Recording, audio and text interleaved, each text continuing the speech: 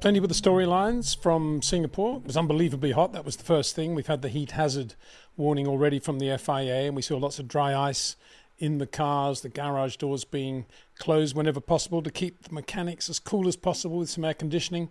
They have air conditioning. At least they have air conditioning in the garages there at Singapore. Very, very hot though. And a tough time to keep the tyres in the right temperature zone for a lap, a quick lap, and certainly a tough time in terms of projecting tyre temperatures and tyre energies into longer runs. But through all the storylines, and there were plenty of storylines, George Russell, Liam Lawson, Charles Leclerc inappropriately released from the garage, drove into Lando Norris at a restart. In the pit lane, Lando just driven into the pit wall on the outside. Probably the slowest ever accident in Formula One history, probably, but it damaged the right front wing of the McLaren, and that was annoying. It's a front wing gone. The cost of that, the time that went into building it, very quickly replaced. But interestingly, thereafter, Lando slightly off his game and not able to get within half a second of Oscar Piastri. And then beyond that, a great story for Isaac Hadjar, just turned 21 between Baku and Singapore to be second quickest for Racing Bulls. But despite all of that, the most significant point of practice today in Singapore on the Friday, under lights at night, was right at the end when we had a face-off between Max Verstappen and Oscar Piastri. There's been a lot of questions about how well Max and the Red Bull would be suited to the demands of Singapore. More slow corners than we saw at Baku, but nonetheless, we know that the Red Bull is quick on slow corners now, quick in and out. And with the number of those slow corners, how was it going to perform in terms of tyre management? Well, right at the end, because of the two red flags for George Russell and then Liam Lawson, right at the end, there was not enough time to go out on fuel, which is what many of the teams had planned. So instead, some of the drivers, some of the teams attempted what they call continuous runs, which normally aren't a big deal, but around Singapore, not giving the tyres a chance to breathe, not doing a slow lap before you do your next quick one is a big demand. But that's what the teams right at the front wanted to know. That's the sort of information they wanted, how the tyres would react to these continuous runs. There wasn't enough time to do more than about 5 laps, but that was quite a lot around Singapore. And both Oscar Piastri in the McLaren Mercedes and Max Verstappen in the Red Bull Honda did that.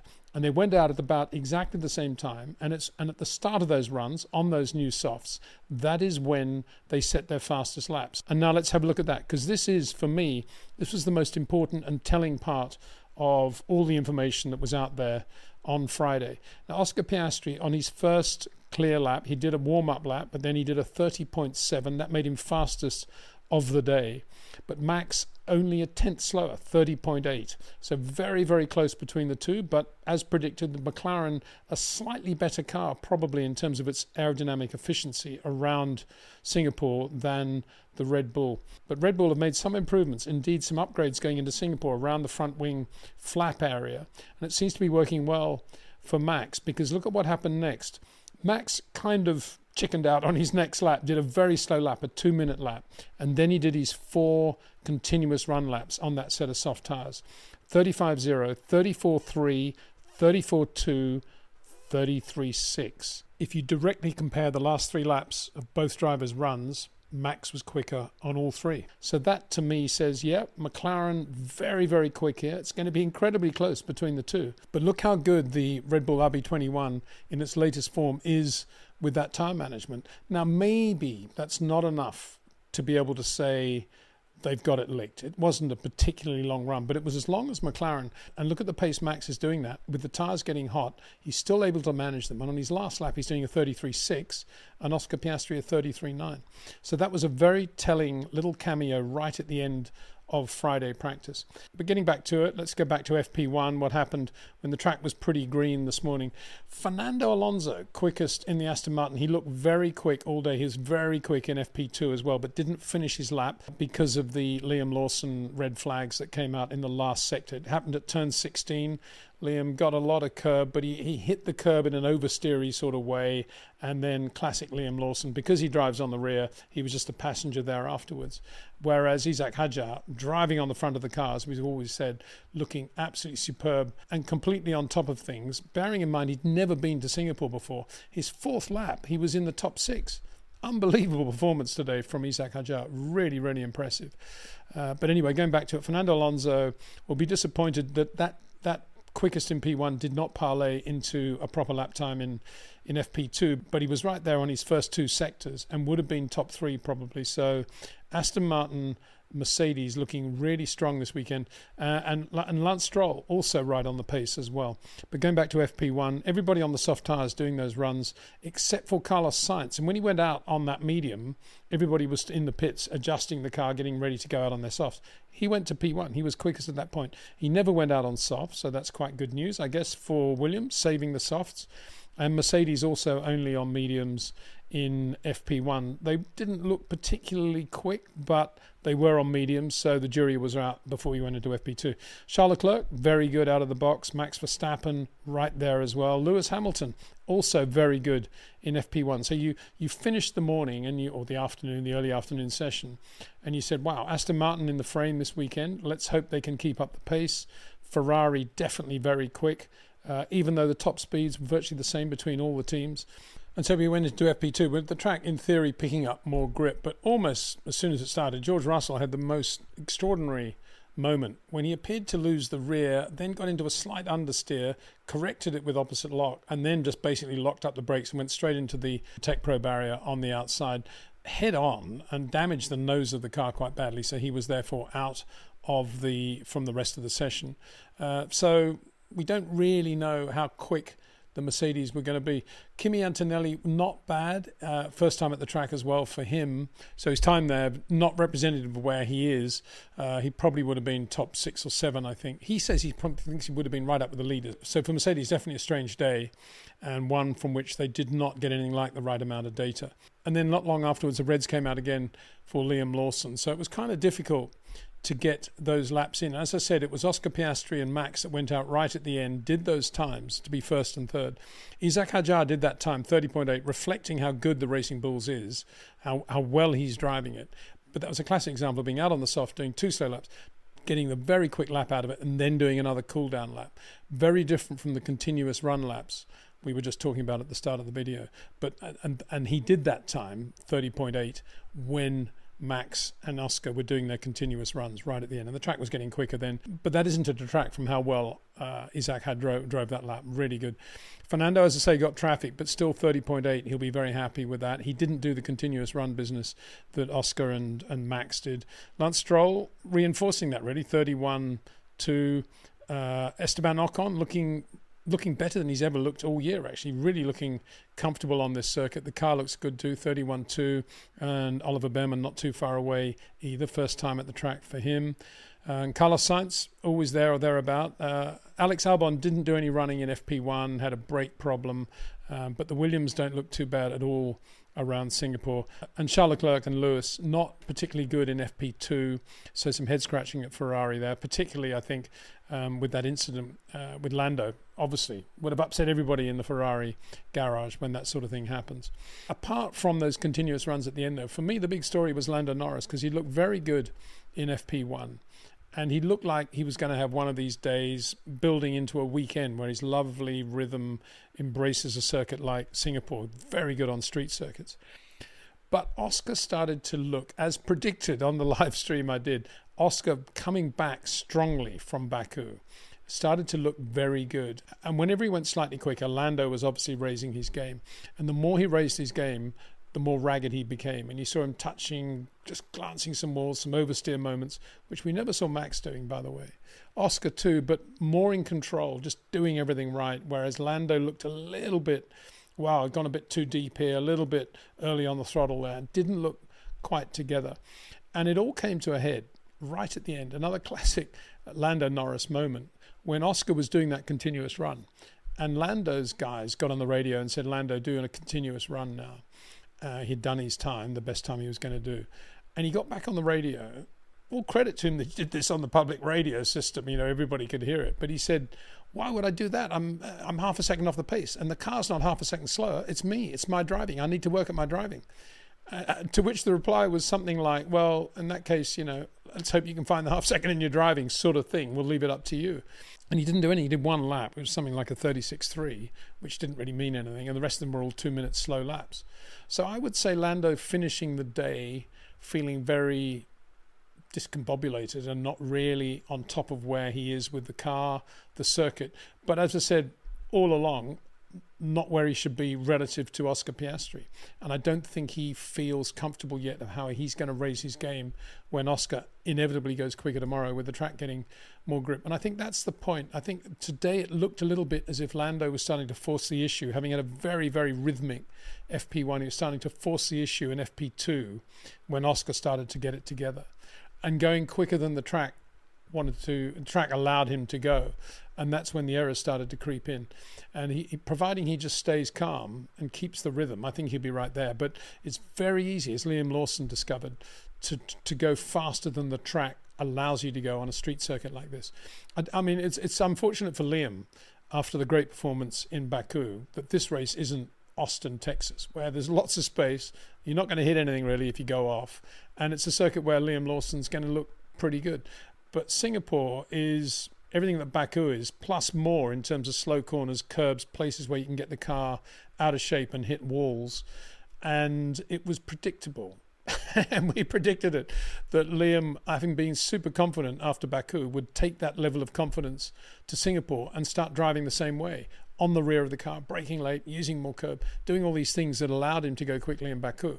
But of course, Singapore, very different. And whereas Isaac Hadjar, not really rewarded for the way he was driving in Baku, driving exactly the same way now in Singapore, but giving himself a much larger sweet spot around which he can operate as Max is operating. I mean, following Max today on board, everything looked... There was a couple of times on that very tight left-hander after the bridge, he had understeer. And in fact, he'd had quite a lot of understeer early on. They had to put like 3 clicks of front flap on the car. And Oscar too. Everybody had more understeer than they thought going in. And then the track got better and it picked up grip. But through that left-hander, there were a few moments when he was sort of turning in and understeer, and you could see him sort of being this far away from where he wanted to be on the inside of the corner, the rotation point. But it was fascinating to see how he got around that. It wasn't anything to do with how he went into the corner, whether he went in a bit deeper, later, earlier. All he did was just stay off the throttle longer, just let the car go in nice and slowly, lots of patience, not worried in any way about minimum speed on that corner, and then just getting a beautiful straight exit. And you thought, well, that's not going to be a very quick lap, and bang, it was like a tenth slower than Oscar Piastri right there. And the tyre's still in pretty good shape, albeit with that 2-minute lap he did, which kind of detracts a little bit from the continuous run he did thereafter. But yeah, we'll give him that one, I suppose. Let's pretend there's going to be a safety car after one lap of the race. So yeah, it's looking like it's going to be a very, very good race, close race between Red Bull, McLaren. I suspect Ferrari will pick it up tomorrow. Interesting to see what Mercedes do from where they are. Lack of information, struggling a bit. George will have to pick up quite a lot of space. He'll have to jump a few spaces to get to where he needs to be. And then again, that Isaac Hadjar is not going to go away. That is for sure. And Fernando Alonso too. Aston Martin, Mercedes looking really, really good around Singapore on the Friday. But we've said that many times on other circuits. Let's see, as I say, if we can translate that into a weekend performance that allows Fernando to be right where he should be. Big thanks to Jetcraft, to OEM Exclusive, to Track Ninja, and to REC Watches for their support of this channel. Thanks for watching. See you tomorrow.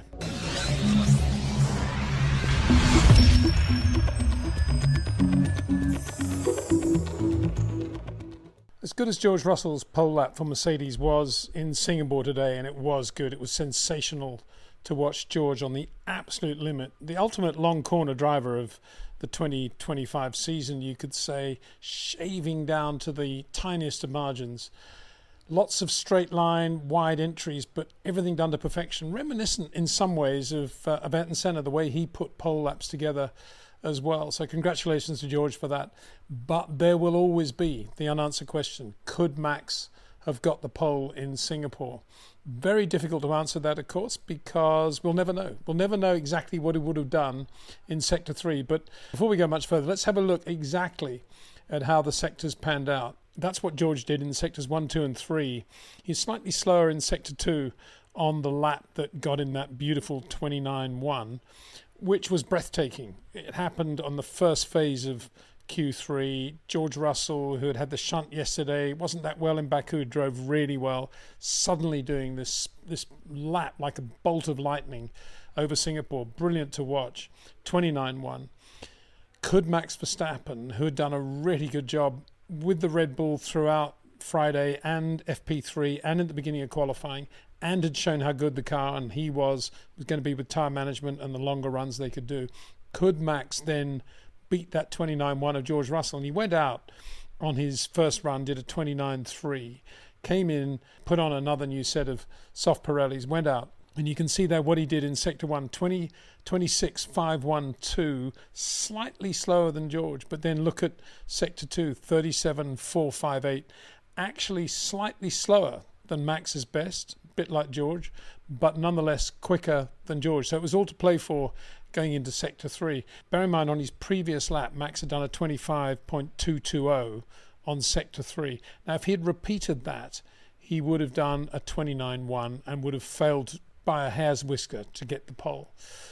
But we'll never know, because Max was always good in Sector 3. It was always his best sector, the best for the car. Maybe it was a way of doing the lap in the Max Verstappen vernacular, saving the tyres really for the last sector. And we'll never know exactly what he would have done. What we could say from precedent is that Max is always very, very good at finding 1 or 2 tenths when he needs to on his last runs in qualifying. And it wouldn't have taken much. He needed to find about 2 tenths on that last sector. So you take your pick, whether he would have done that or not. The reality is that he was not happy, of course, with Lando Norris, who was described by Max's engineer as being his mate. He said, well, you can thank your mate for that, Max, when Max bailed out of the lap. And what happened was that basically Lando was he'd done his lap, he was on a slow lap, and he was going into the last chicane. Max was catching him quickly. And instead of just moving over to the left and stopping, basically, or moving over to the right and stopping, letting Max pass into the chicane uninhibited, he basically didn't do anything wrong. He just went slowly into the chicane and Max had nowhere to go. He was right on his entry point. He just had to come out of the throttle and that was it. Can you blame McLaren for that? They were certainly giving Lando warnings about Max from the middle of Sector 2, maybe even the beginning of Sector 2. McLaren do it slightly differently from most teams, I think. Most teams talk about gaps, 10 seconds away, 7, they count it down like that, which gives the driver, I guess, a feel for his approach speed. McLaren were doing it by just saying rather vaguely when, for example, Lando was on turn 14, they would say turn 14, Max turn 13. In other words, Max is a corner behind. But there wasn't that sense of urgency of how quickly he was catching Lando. And Lando got 2 bits of information based on next 2 corners, but it was a bit arbitrary, as you can imagine, because Max was catching him very quickly. He was on potentially a pole lap and Lando was on a slowdown lap. So I think a lot of the blame, if that's the right word, should be apportioned to McLaren for the system they use there. There was no sense of urgency. And I'm sure I'm sure Lando doesn't feel good about this. And I'm sure Lando would think, if I knew exactly where he was, I would have moved over for him. But he didn't. He was right in the way, and it was not good. It was not a good look. And it was a counterpoint. It was a savage counterpoint to McLaren's approach to Lando at the beginning of FP3 this morning when he got into the car, was about the first out on the track, wanted to sort of redress the balance of where he'd finished on Friday very unsatisfactorily. And he was quick. He was very quick out of the box, looked like the old Lando. And before long, we heard that it was welcome back Lando, welcome back to reality. You're right there now with Oscar and we're going to be really quick here. And that's always tempting fate, of course, isn't it? Because, it all fell away. And I say fell away. He was beaten by Oscar and he's starting P5, something like that, beaten by Kimi Antonelli in the other Mercedes. So, yeah, not good. And no surprise that Max was saying, I remember that, because it was partly because it was Q3 and partly because it was potentially the pole in his world. But that's the sort of thing you remember anyway. Even if it happened in FP3 or FP1, you'd remember that because it was just not good. You don't just stay where you are and not make an allowance. I mean, if you follow a lot of the drivers on onboards and you sort of do a whole session with the driver, you'll see how often they basically just stop to let other cars pass to make sure they're in no way impeding that car. And that's really what Lando should have done at that point. And I suspect it's because he didn't get enough urgency from the team of exactly where Max was. And it ruined the lap. It kind of ruined it for the fans. But on the other side of the coin, what a sensational lap for George Russell.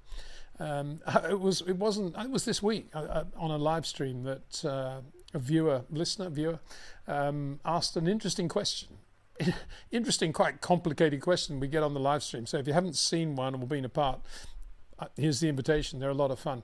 Anyway, this question was, Peter, if you take the best long corner drivers in Formula One at the moment, and just to define that, these are drivers that basically brake in a straight line, turn in wider and drive with the rear of the car, as distinct from, say, Max, Charles when he's doing it well, Lewis, Isaac Hadjar, probably a bit of Kimi Antonelli in there, turning in on the brakes, shortening the corner, using the front of the car more, creating a sweet spot around a rotation point, which isn't necessarily the geometrical apex. Don't want to get into too much complication, but two different distinct ways of driving, which I don't know if engineers of Grand Prix teams segment them that way. They're probably aware that there are different styles, but anyway, that's the way we do it on our channel. And anyway, the question was, if you take the best long corner drivers of today, and I think the viewer suggested Oscar, Lando, George Russell, Carlos Sainz, which I thought was a pretty good quartet. He said, which one of those, he or she, I can't remember, which one of those most closely resembles the way Ayrton Senna drove? Because Ayrton was also a long corner driver. He braked in a straight line. So it's not to say this is a slow way of driving, it's just a different style. Mostly braked in a straight line, wider entry, and it showed up completely in contrast to the way Alan Prost drove, for example, at McLaren, turning in earlier and much shorter entries. Nigel Mansell, very like Prost as well. And in answer to that question, I said, anyway, getting to the point, in answer to that question, I said, well, I thought George Russell. It was sort of without hesitation, because George does drive very like Ayrton in the way Ayrton drives, the way Ayrton put a lap together. George similarly puts a lap together. Of course, you can't say he's as good as Ayrton Senna, although I've got to say that lap today was the sort of lap that Ayrton would have driven and put in, and if he was watching from above now, I'm sure he'd think, yes, good lap. And it was a good lap. It was a very good lap by George Russell, and so we shouldn't in any way detract from that with all the Max talk, but it would be inappropriate not to remember that Max never really got his shot for the pole on that last phase of Q3. Anyway, with George, it was, I say that comparing with Ayrton because there was a sort of energized, frenetic feel to the lap that George put together, which was very similar to watching Ayrton Senna. And what I was thinking when I answered that question on the live stream, what I'm kind of thinking now is that for younger viewers, people who weren't fortunate enough to see Ayrton driving, if you watch George now, that's pretty similar, give or take a bit, obviously. It's pretty similar to the way Ayrton drove in terms of the way he prescribes the corners, the way he creates the lap and puts it together. And one thing specifically I thought was very Ayrton-like was the way George, and for that matter, Kimi Antonelli. I wonder whether Kimi showed that to George or George showed it to Kimi, I don't know. Because Kimi's good on slow corners, isn't he? Very, very good. But what was interesting, going into turn one, which is a left-hander initially, and then it tightens up through an S's, and then it goes into another tighter left. Everybody that I saw and could kind of watch in detail was going through that, going down from 8th down to 4th into that first left-hander, effectively turn one, and then braking again and getting down to 3rd for the slower left-hander, which is, I guess, turn 3, and then they're accelerating out of there. But George and Kimi, but let's talk about George because he got the pole. George from 8th goes straight to 3rd there for the first part of that. Unbelievable revs, like 11,500 revs when he's in 3rd. You can hear it on the onboards, like this, and the engine's screaming, and he's going in with this sort of inertia, energy, high rev thing going into this 4th gear corner, if you like. But it was classic Ayrton. Ayrton used to do that, and used to think, why are Alain's revs lower there? Is there something wrong with his engine compared with Ayrton? And it's a similar thing. George loves to have that feel of those revs, and And he was doing, he and Kimi were the only two doing it there. And that, to me, that was when I thought, wow, this is a really energized lap. This is George right on it. And just to put that in contrast, when he's got the DRS open at the end of the straight, the engine's doing like 11.2, 11.3, and he's doing 11.5 in third going into that first corner. But that was, that was the pole. Of course, he was probably doing it elsewhere too, compared with others. Now you could say, well, if that's the quick way to go, why wasn't Max doing it? Well, of course, there's two ways of driving, short corners, long corners for a start. And Max Verstappen, I can't imagine it would ever enter his peripheral vision to take that initial corner in third. It's not the way he drives. He likes the car settled and calmer. And here's the rub on George's system, the system that got him the pole, albeit with the Max thing. The problem with that is that I don't believe that's repeatable in the race. I don't believe the George lap in general is repeatable in the race, any more than Ayrton's pole laps were really repeatable in the race. If you look at the number of poles Ayrton got compared with the number of fastest race laps, it's disproportionate towards the pole, which Ayrton lived for the pole, of course. He loved getting the pole. But if you look at Alan Prost, far fewer poles and many, many more fastest race laps. So there's two ways of, cutting the cake. And from Max's point of view, I think he's got a car that he's right on top of in terms of tyre management, the way he's going to run it in the race on full tanks and everything else. And I think George could potentially have a problem of repeating the sort of lap he's put together on full tanks on the opening lap, let alone over a Grand Prix distance. I think that's the difference. And that whole screaming of the engine and the higher revs, I don't think he's going to be able to do that in the race. And I think, it's going to be a completely different ballpark tomorrow. Having said that, of course, it's always a lot of drama going to that first corner in Singapore. Max is going to be on the inside, which is good. On the other side of the coin, George is going to be on the clean side of the road, which is good. But George has kind of already set it up a little bit, hasn't he? He said, Max is so good off the line. Well, we'll see tomorrow how it goes. But it's teed up to be an amazing race in that respect. With Oscar Piastri, who did upstage Lando at the end, he put in some really good laps under pressure in Q1, Q2, and then in Q3. He will think, and I guess the cliche in the McLaren media thing will be maximize the car, got the best from the car. How do they know that? We just don't know. And it's hard to believe that the McLaren Mercedes is not as good a car, at least as a Red Bull, Honda, or indeed a factory Mercedes around Singapore. And I think George, compared with Oscar, was just getting a little bit more from the car. I think everything was perfect with George, the way he was driving. Oscar has a slightly more oversteery way of driving, slightly more rounded in what he's doing.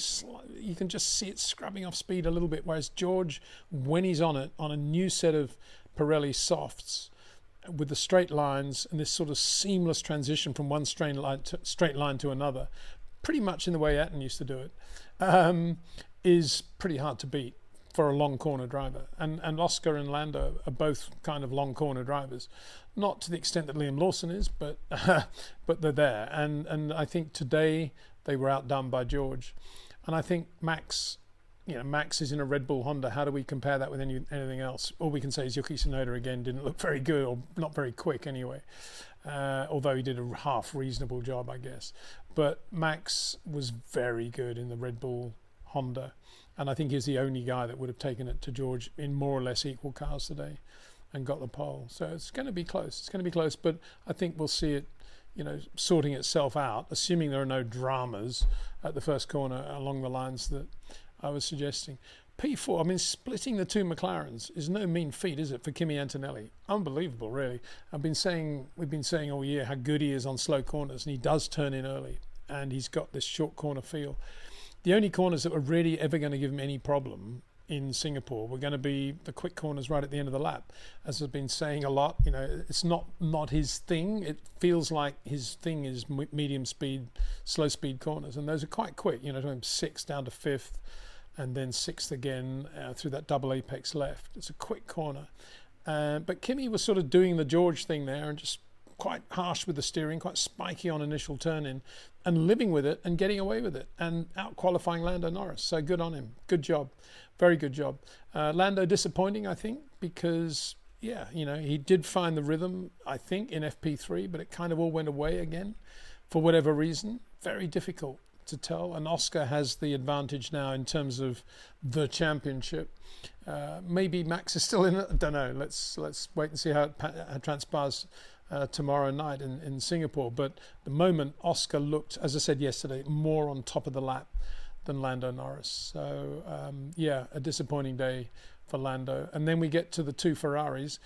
Very good day for Lewis Hamilton. He will think, well, you know, he's got to say, well, P6 is not enough. We need to be further up the grid than that.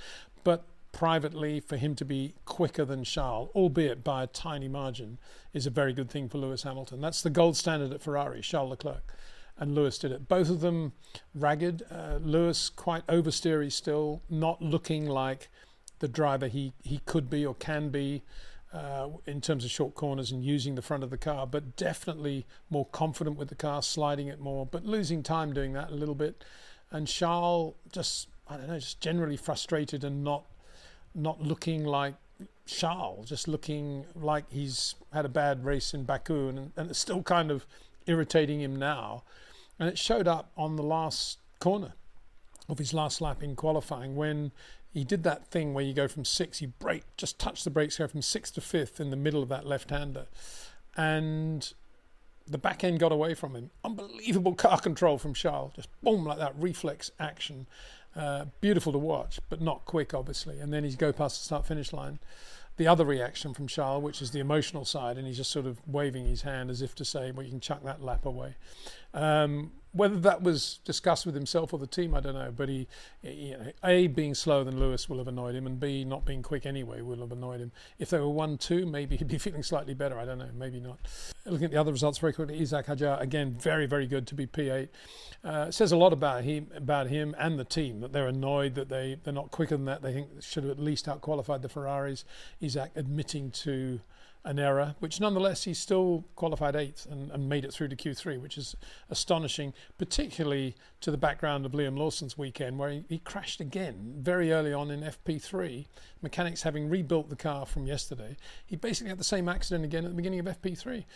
This was at turn 7, where there's a large curb on exit, and I guess everybody knows that if you hit that curb at the wrong angle, you can basically beach the car and the back or the front can come off the road, and it's a big drama. That's exactly what he did. He hit that curb at the wrong angle. He's on a quick lap, FP3, trying to get his confidence back, I guess. Went up on that curb sideways, or not, had angle on the car, much more load on the car than you'd ever see a Max or a George or a Charles having on the car at that point. Hit at this angle with this load, and it just beached it and just pitched it sharp right into the Tech Pro barrier and took another corner off the car. And this is a good racing car. This is a very good Formula One car that Isaac Hadjar is regularly driving very well and potentially will be in very good points tomorrow. So for Liam Lawson, I mean, it's odd to me that the team aren't saying to Liam, you know, turn in as late as you want, but at least get your rotation mid-corner sorted so that you got a much straighter exit for things like that curb issue. And when Liam hit that and had the shine, he said, oh, I don't know what happened, hit something with the curb. It's kind of like he had no idea what was going on. But if you hit the curb with that much load on and that much angle, it's going to beach the car. Anyway, that happened, and that was not good. And the other thing that was not good was that both Williams were found in Parc Ferme afterwards to be in breach of rear wing technical regulations and basically disqualified from qualifying, and will be starting from the back of the grid. So not good for the Williams team there. It wasn't their greatest qualifying session. Neither of them made it through on this occasion into Q3. But nonetheless, you know, for a team that professional, not good. A shout out to Oliver Behrman, did a great job, qualified P9 for Haas Ferrari. Another very good job. And Fernando Alonso, P10, disappointing in the context of where Aston Martin were yesterday. But they seem to lose their way, and in obviously a difficult car that Lance Stroll couldn't even get out of Q1 again. Fernando made it through to Q3, albeit in 10th place. So, yeah, it just shows how well Fernando's driving. But he always drives bad cars very well. That's the thing about Fernando, isn't it? So, fascinating race tomorrow. Fascinating first corner, let alone first lap, to see the battle between George and Max, and indeed to see how the Oscar Lando battle pans out as well. So look forward to that. And mentioning Ayrton as we did at the beginning of this video, don't forget that you can pre-order the REC Watch DNA edition of the Ayrton Senna Lotus 98T chassis number 4, some alley from that actual car that Ayrton raced the back end of 86 in the face of this beautiful REC watch. And you can order that with an additional discount if you mention the code word Peter, if you go to the description below this video. Thanks of course to REC watches, to Jetcraft, to Track Ninja and to OEM Exclusive. Let's see what happens tomorrow. Take care. See you then.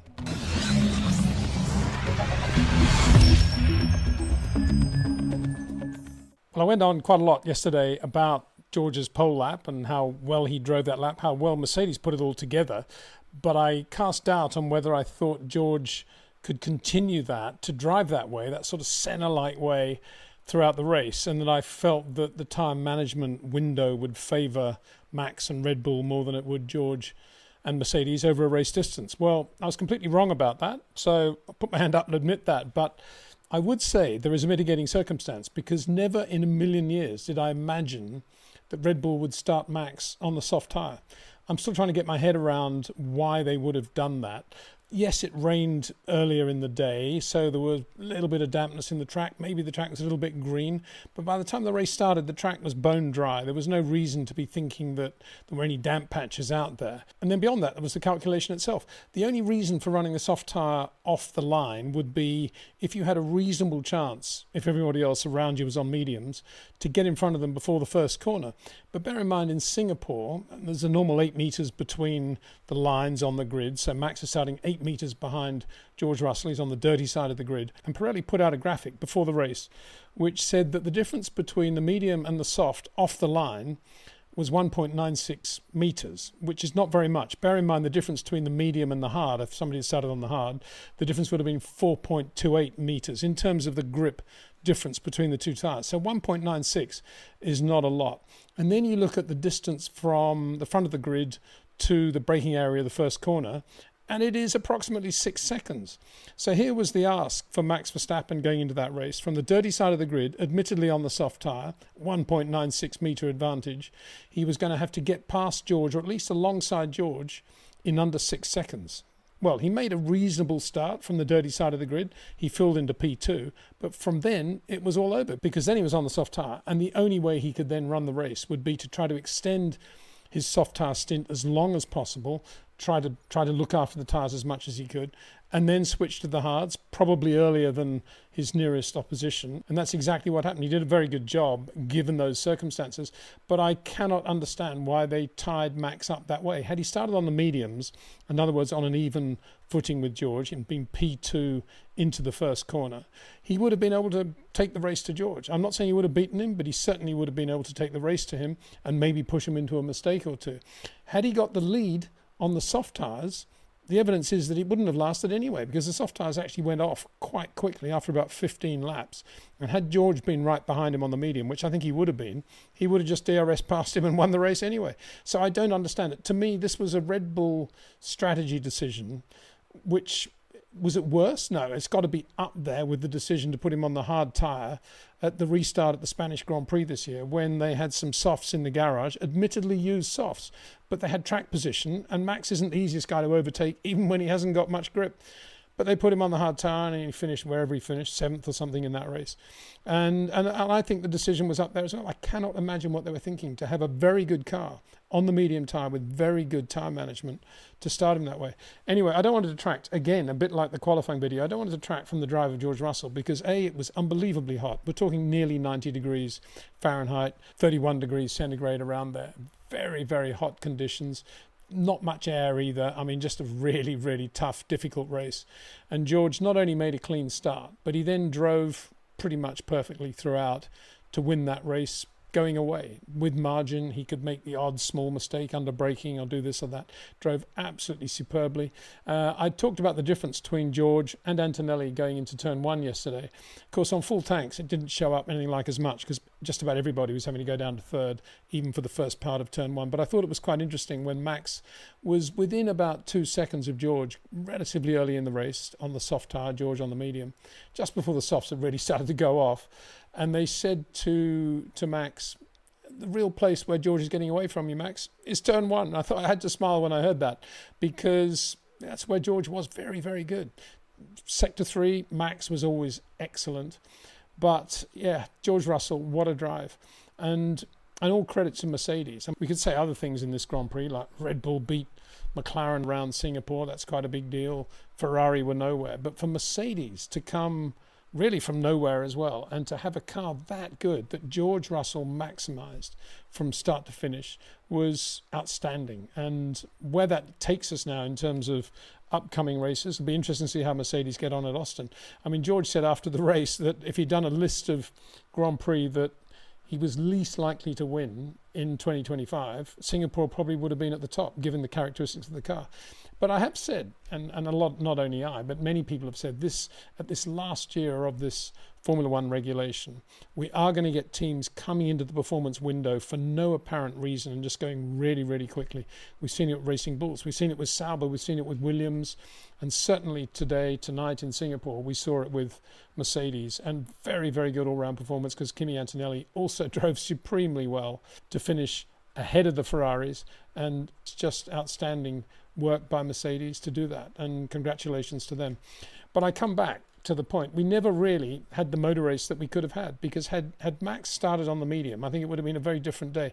Max had other issues. The downshift wasn't that good, but then all the other stuff, he spent about 3 laps, about a third of the way through the race, trying to get the turn in better into turn 13, and as a result played around with the brake bias, and as a result of that had a moment at turn 14, locked up, went straight on as a result of freaking around, I think, with the car too much. And so that was the race, really.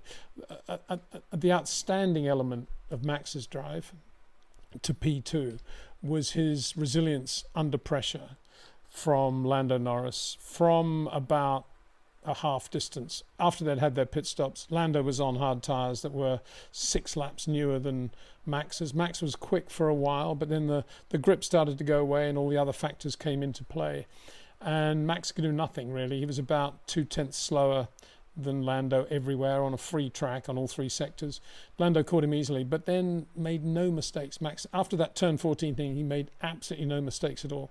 Lando, even with the help of DRS, could not get by Max, and in the end kind of gave up and finished third behind him. Lando wasn't in 100% physical condition either. He'd been a bit unwell, and he was really feeling the heat towards the end of the race. But a superb drive by Max Verstappen, I thought, under pressure. A good example of captivating Formula One viewing without a lot of overtaking going on. Max's defence just superb. Now I can hear lots of chattering voices out there saying, oh Peter, you're missing the point. It's impossible to overtake around Singapore. I don't buy that. It's impossible to overtake around Singapore. Well, before we judge how difficult it is or not to overtake, bear in mind that some drivers are more aggressive than others. Some drivers are better at overtaking than others. I don't think we should use Lando Norris's inability to pass Max today as the definitive article. Put another way, if George Russell had been beaten into the first corner by Max Verstappen on soft tyres, having got that grip off the line, I would be willing to bet my house that after about 15 laps, George would have got a run on Max coming out of the 1-2-3, turns 1-2-3 section, where George was really good and where the Red Bull wasn't brilliant. He would have done almost what Fernando did with Hajar, zapped to the left, and he would have got the DRS down into the tight left-hander at the end of that straight, turn 7. Now you may say, oh no, that's impossible. If that was possible, we would have had more overtaking. But this would have been a Red Bull with the soft tyres going off and with George Russell in perfect shape on medium tyres in the Mercedes, in the car as good as it was, and he was really good out of turn 3, the exit of turn 3. And then there's a long straight after that. You're telling me that he wouldn't have been able to get past Max on the toe there? That was the problem. I think everybody went into this race, and a lot of the people who said, oh, wow, Max is on the red tyre, it's worth going for it because if he gets in front, there's no way George can overtake. I think they completely misread it. George would have got him, even if Max had got the lead, in my opinion, into turn 1 on the soft tyres. So again, I do not understand why they ran those soft. Max would have had a much better chance of taking the race to George, maybe not beating him had he started on the mediums.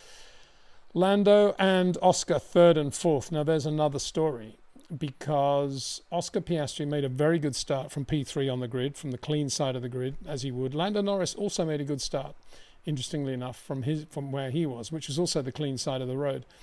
And going into turn 1, from Oscar's point of view, it was right.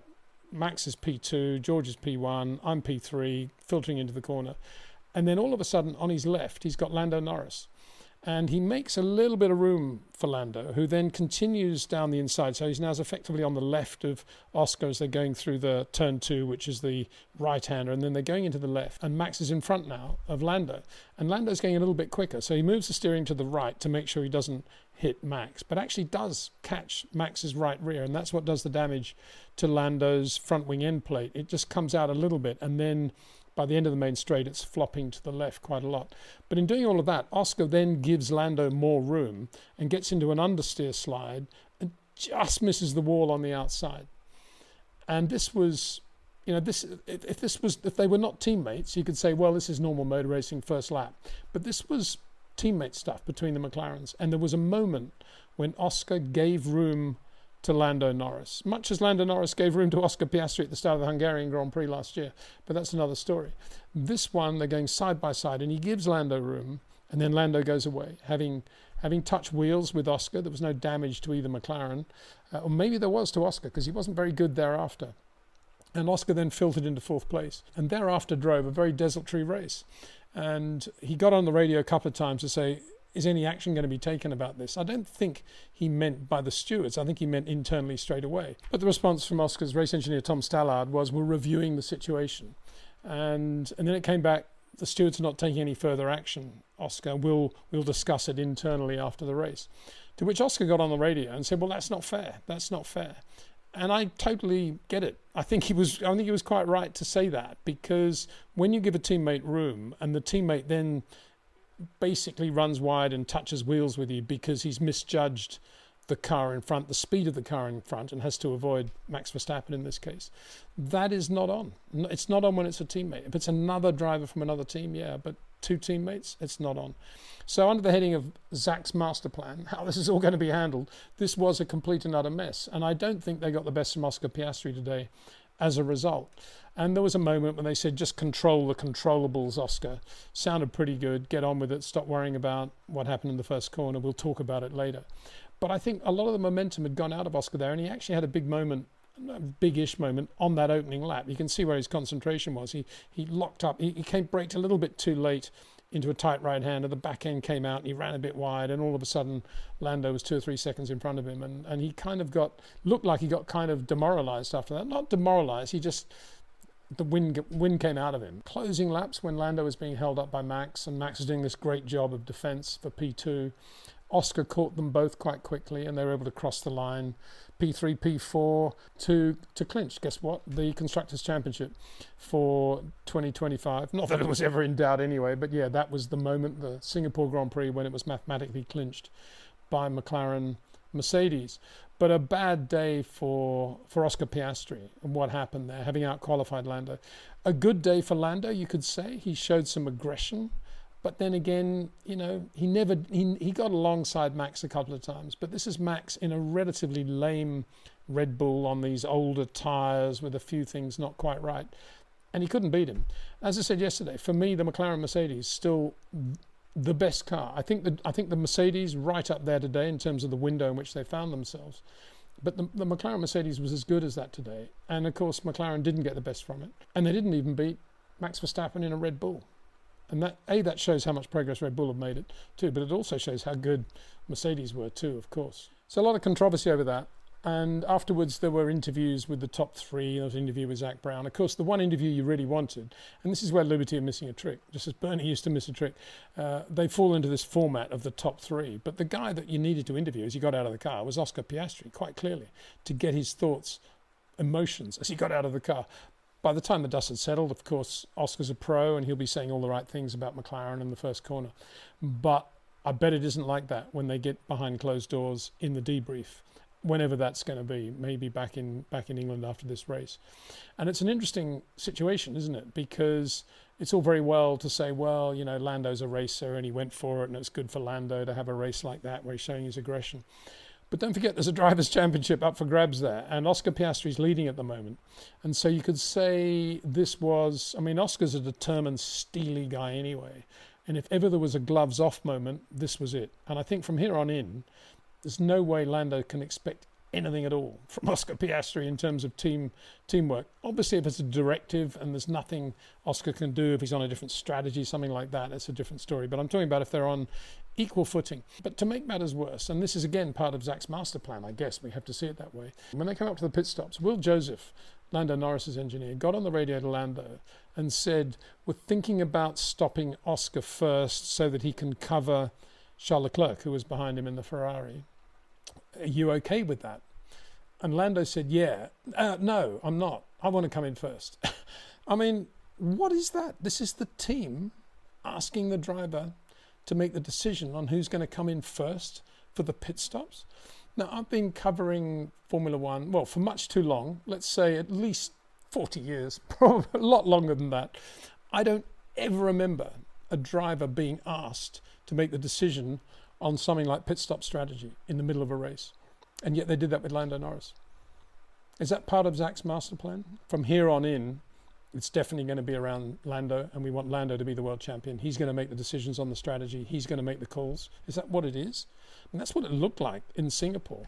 I couldn't believe what I was seeing. And anyway, Lando then did make the first pit stop, and it did work out well. And Oscar, as it happened, came in, and it was a slow pit stop. Now, whether it would have been the same had it been the other way around, I don't know. But it was not a good look either I don't think it was a good look for McLaren to be doing that. That was amazing. They put that out on the radio even. Amazing they even thought about asking Lando's permission for that. Why would they do that? Or approval, however they want to do it. Imagine Ferrari doing that. No, Charles, we're thinking of bringing Lewis in first. What do you think about that? Or Fernando, any of those guys. I mean, they'd say, just get on with it, make the decisions. And I think it showed later in the race when they said I think Tom Sala got on the radio to Oscar and said, we're getting to a safety car window now. Do you think if that happens, you'd come in for a set of softs right at the end? And Oscar said, I don't know, mate. The way things are going, you just make the decisions. And you could tell from the tone of his voice, what he was saying was, I'm fed up. You do what you want to do. And that's not good. Zach's master plan? I guess so, Anyway, congratulations to McLaren for winning the Constructors. They've done a brilliant job. I'd like to take my hat off to Piers Thin, the COO at McLaren, who's the son of Sheridan Thin, with whom I worked so many years at Williams. Piers has done an outstanding job there. Named after Piers Courage, one of Sheridan's greatest friends in the early days. And a big hats off to everybody at McLaren, really, for the job they've done, Rob Marshall and the team there, and how well they've run that car and developed that car and continued the momentum from last year. So very, very good. So Max second, a disappointing second, I think ruined by an absurd tyre strategy, but other glitches in the car, but I think he could have got somewhere near George on this circuit. May not have beaten him, but it would have been close. And the McLaren's third and fourth. And then P5, as I say, Kimi Antonelli drove very well in the other Mercedes, ahead of the two Ferraris. Charles got the jump on Lewis out of the first corner, which would have annoyed Lewis. Lewis then came in for soft tyres, having gone from medium to hard. He then came in for softs right somewhere near the end, did very well on them, got all his positions back and repassed Charles, or got past Charles, but then ran out of brakes before the end and finished behind Charles. So Ferrari were 7th and 8th, not a very good day for them. Charles Leclerc unable to do anything really about Kimi Antonelli. Fernando Alonso, very good drive in the Aston Martin, fiery drive. I think he got on the radio at one point and said, I hope they have a trophy for the hero of the race. This was all to do with the battle he was having at one point with Isaac Hadjar, whose engine was way down on power this race, for 13th place. And Fernando got past and then repassed Isaac coming out of turn 3 with a sort of flick of the steering and a bit of oversteer, and got the run on Isaac, and everybody cheered, wow, Fernando. And from there, Fernando went on to finish 8th in the Aston Martin, looking like Fernando Alonso in a car that is still nothing like as good as it should be at this stage of its development, with Adrian Newey somewhere in the background, presumably offering some advice at some point, but apparently not. Oliver Berman P9 behind Fernando, very good drive. And would you believe Carlos Sainz P10, excellent drive, almost unnoticed, didn't really get a lot of TV time. Both Williams starting from the back of the grid, Alex Albon all over the place, terrible brakes and things like that, but Carlos Sainz just fabulous. P10 from the back of the grid in the Williams Mercedes. If I had to give the drive of the race to anybody, I'd probably give it to Carlos Sainz, I think, for that drive. Isaac was 11th, Yuki Tsunoda. One other thing to say about Isaac, when he was about to be lapped by Max and Lando, his race engineer got on the radio to him and said, just to make sure you're clear about the Max Lando situation, Isaac. And he said, yeah, I'm clear. And we all thought, oh wow, he's going to hold up Lando for Red Bull. There's his Red Bull A drive guaranteed for 2026. But he didn't. He just moved over for both of them. Very wet. Well, I suppose I have to say, in a responsible position, I have to say, well, he did the right thing. You're not allowed to impede, but what's a penalty if he can help Max in the situation?